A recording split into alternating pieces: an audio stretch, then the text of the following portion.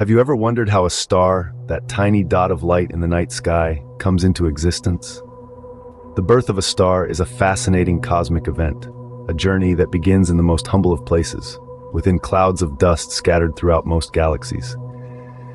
It's here, in these seemingly empty expanses of space, where the magic truly begins. Gravitational forces, the unseen hands of the universe, start to pull together dust and gas. This cosmic dance, an intricate ballet of particles, gradually forms a dense core.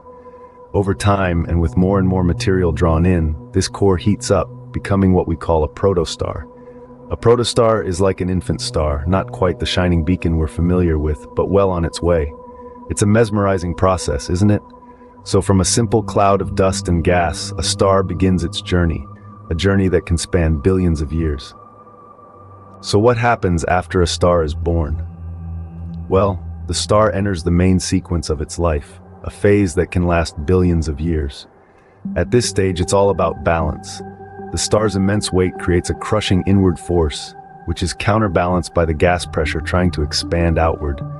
These opposing forces reach an equilibrium, creating a stable star. Within this stable star, a remarkable process takes place. The star's core becomes a nuclear furnace, burning hydrogen into helium.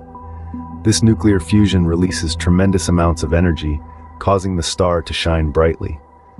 But don't be fooled by the star's tranquil appearance. The process of nuclear fusion is like a massive, ongoing explosion, held in check by the star's own gravity. This delicate balance between gravity and pressure, between fusion and weight, allows the star to shine steadily for billions of years, providing a constant light in the darkness of space. Thus, a star spends most of its life in peaceful stability, shining brightly in the night sky. But what happens when a star runs out of fuel? It's a fascinating question, isn't it? Once a star has exhausted its hydrogen reserves, it's like the last bell tolls for our celestial friend. The star begins to die, but don't be too quick to mourn. This death is not an end, but a transformation. The star's fate is largely determined by its mass. If it's similar to our own sun, it will shrink, becoming a white dwarf. This stellar corpse, while not as bright as before, continues to emit light and heat, a ghost of its former self. But what if the star is more massive? Instead of a white dwarf, it becomes a neutron star, an incredibly dense object with a strong magnetic field. If the star is even more massive, it collapses under its own gravity, forming a black hole, a region in space where not even light can escape. Just like every living being, a star too meets its end, leaving behind a cosmic spectacle. But is the story of a star over with its death? Not quite, my friends. Picture this, a tale where the end is actually a new beginning. When a star dies, it doesn't simply vanish into oblivion. Instead, it leaves behind a rich tapestry of stardust, the remnants of its once glorious existence. This cosmic debris, scattered across the universe, carries with it the potential to form new stars, new planets, and who knows, even new life. Just like a phoenix rising from the ashes, the death of a star sets the stage for a new celestial ballet.